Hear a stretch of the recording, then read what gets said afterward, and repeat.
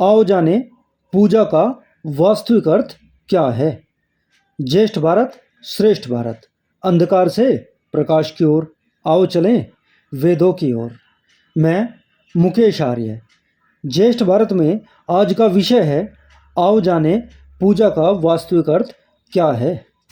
ईश्वर निराकार है अथवा साकार, हमें ईश्वर की पूजा करनी चाहिए या नहीं, तो यहाँ यह जान लेना आवश्यक है कि हमें सबसे पहले जान लेना चाहिए कि पूजा हम क्यों करते हैं, किसकी करते हैं, हमें पूजा करनी चाहिए अथवा नहीं करनी चाहिए, पूजा निराकार की करें अथवा साकार की करें। आज इसी विषय पर बात करते हैं। सभी को मूर्ति पूजा करनी चाहिए, परंतु निर्जीव अर्थात जड़ मूर्ति की पूजा जड़ मूर्ति की तरह और सजीव अर्थात चेतन मूर्ति की पूजा चेतन की तरह करनी चाहिए।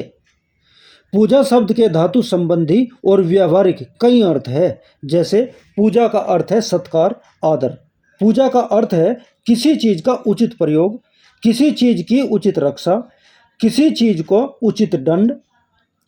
अब सोचो जड़ मूर्ति की पूजा का अर्थ क्या है।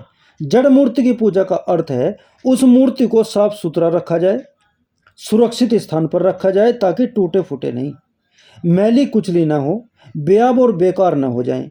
यहाँ प्रयोग यह उचित करना रहेगा कि रक्षा, मूर्ति की रक्षा करना ही मूर्ति की पूजा है।